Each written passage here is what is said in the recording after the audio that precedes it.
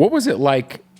Can you take me into the session where you're working on What's the Difference? Mm-hmm.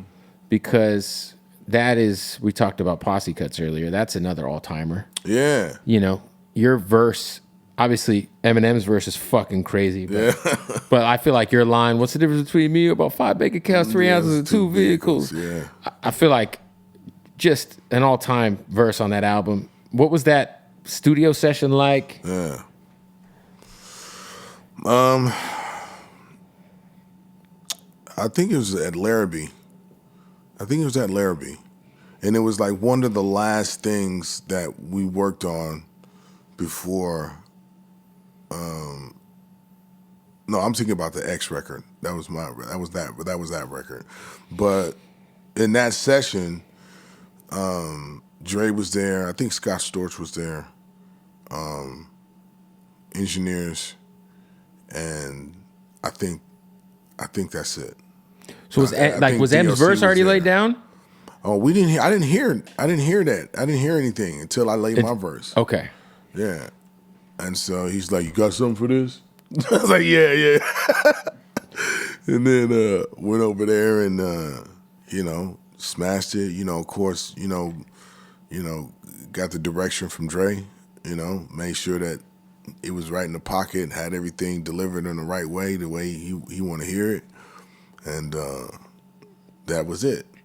So then I think Dre's verse was on it. You know what I'm saying?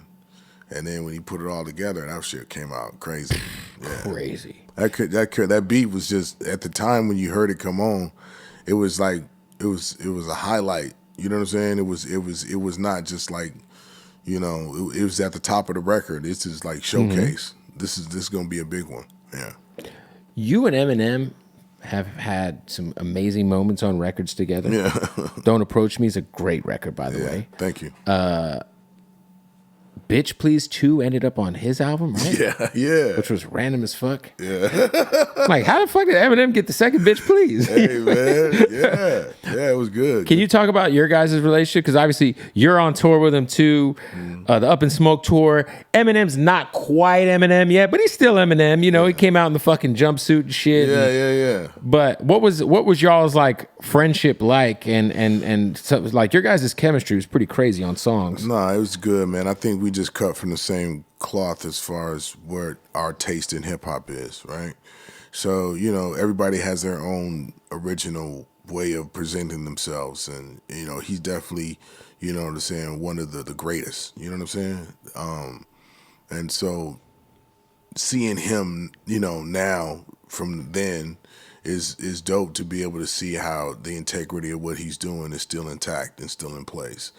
So, we definitely were in the same circles, but I can't say like, oh, we had like the best of friendship. Right. I think they're like Denying and y'all got classics together. Yeah. Denying and, right. and Royce and you know what I'm saying. Like his family is for sure. Paul and Tracy. Of course. That like he's with his peoples. You know what I'm saying. So, but when we do interact, it's love. You know what I'm saying. Like Can you speak to like because you got Royce on the new album? Yes. He fucking spazzed out. He always spazzes out. Yeah, Royce is. I always tell everybody, I think like at the skill of rapping. Yeah. You got to talk Black Thought. You got to talk Royce. There's just names that like we don't hear enough. It's like, Royce is up. Lupe's up there too. You know what I mean? Like there's a few guys. Like, yeah. But with this new album, man, you're like, you are. I don't know how much I could give away about the album because you did play it for me. Yeah. And it's not coming until February. Right. But you have a great mixture of like OGs, I guess, guys from your class, I would say. Yes. And then you have some new, younger artists. Yeah. But it didn't feel like, see, this is the thing that I feel like when like artists I grew up listening to work with younger artists.